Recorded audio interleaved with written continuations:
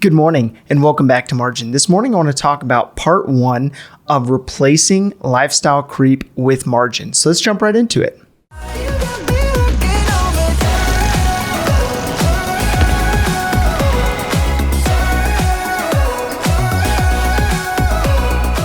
So in this series on lifestyle creep, we've looked at three key components. The first one had to do with avoiding lifestyle creep. The second had to do with reversing lifestyle creep. And the third one had to do with downsizing without others noticing. Now, the fourth and final component really comes down to replacing lifestyle creep with margin and building margin into your personal finances. So walking into a brand new year, I believe gives an opportunity for us to look at what components of our lives have we allowed for lifestyle creep.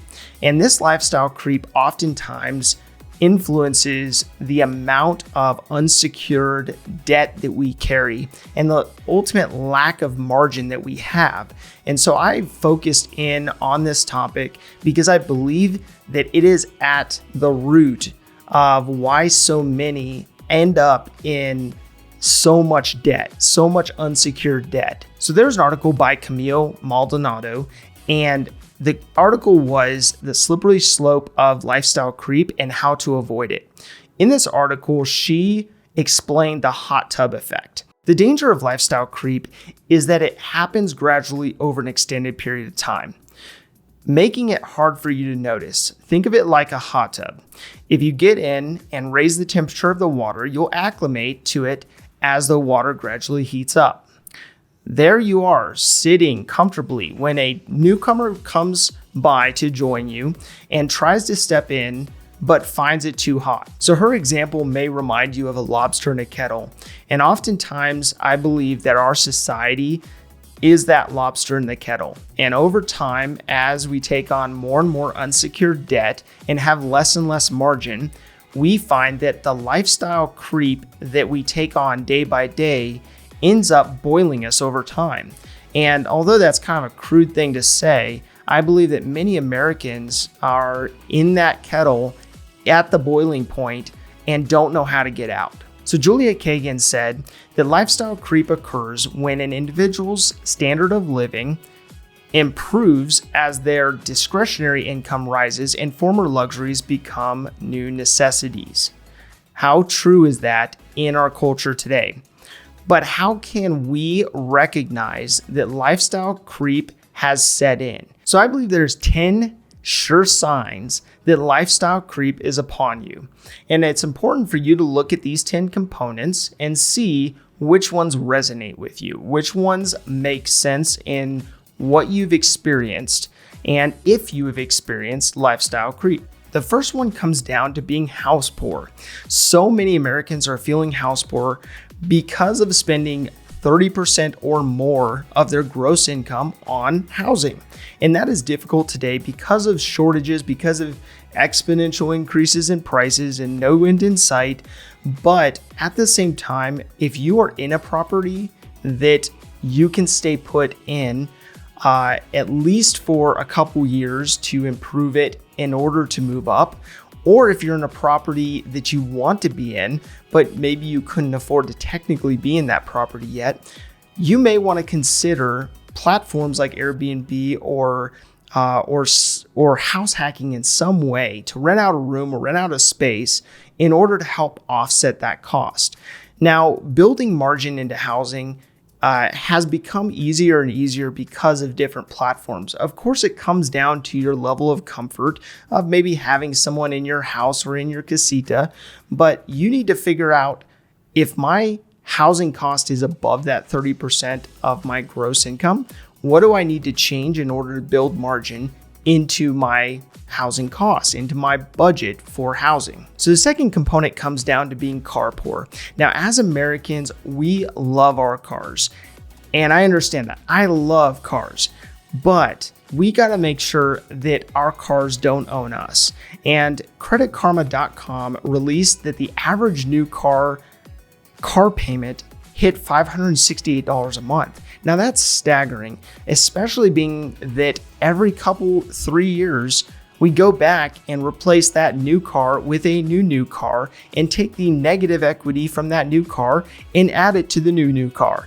Now with that, it causes this debt cycle that ends up causing us to never get out of debt when it comes to cars. And we are not only paying that monthly payment, but we're dealing with the depreciation.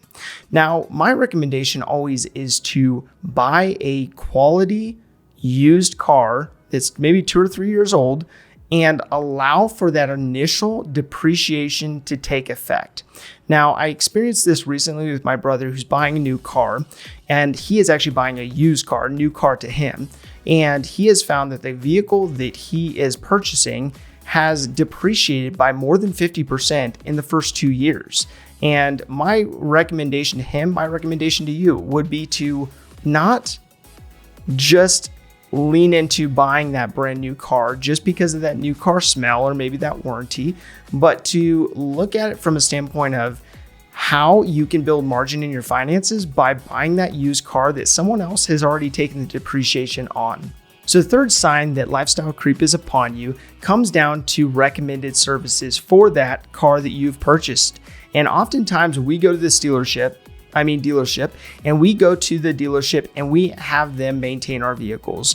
And oftentimes we can have that recommended service on a periodic basis that we come in for an oil change or a tire rotation or a new set of those performance tires or those dang cabin air filters that you always seem to need. Those types of things, unfortunately, can add up very quickly. And just with doing a little research, you can extend those out based on the actual need rather than the dealership trying to kind of milk you dry. So the fourth sign comes down to that daily coffee run. Now, oftentimes we can justify that $6 latte because of how busy we are, not realizing how quickly those daily decisions add up. And even looking at it from a standpoint of building in daily routines, when you are going by, you're driving down the street, you're going by your local coffee shop, and you are standing in line waiting for your drink of choice, you are spending time with each of those steps. Now, what I would recommend is to build in some level of automation. And automation allows you to maybe make that cup of coffee or tea at home and allows you to expedite that process of your morning coffee so that you can use that time in an area that is more valuable. So the fifth sign comes down to hiring household employees. Now, I think that this one is kind of funny, but when you are looking at having a busy lifestyle and experiencing lifestyle creep, it's so easy for us to hire someone to take care of the lawn, someone to clean the gutters, someone to clean the house or take care of the kids or walk the dog. Now, with that though, lifestyle creep can easily balloon to where we have someone who's taking care of everything. Now, with that is not necessarily a bad thing. It's not necessarily a bad thing to have help in certain areas, as long as you're intentional about it.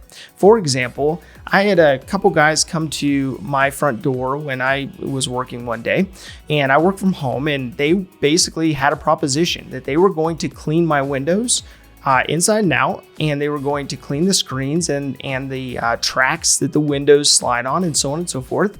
And they gave me their quote. And that quote was around $175. Now, they ended up doing the job. So I obviously said, yeah, go ahead. And it took them about 6 or 7 hours to do the job. Now, when I looked at it in retrospect, that was about $15 an hour. Now, for that time, which I hate cleaning windows, but for that time, I spent $15 an hour, which was money well spent in my mind once I calculated it. And it allowed me to do something else that I believe allowed for a higher value or higher return. And especially for something I didn't enjoy. Now, if you do enjoy mowing your lawn or maybe washing your car and it's therapeutic for you, that is perfectly fine. But I'm saying, look at the aspects that you can automate that are necessary and make sense, but don't go out and just hire someone for every aspect of life just so that you don't have to do it. Now, with that, it's easy to lean into lifestyle creep in this area and hire someone. And oftentimes those things balloon. If this information is helpful to you, explore the Margin membership, where me and my team will help you take the information you're learning and apply it to your life and your finances. I've built an interactive course that allows me and my team to come alongside people like you to help you revamp your finances and build margin into your life. Click the link in the description below for more information.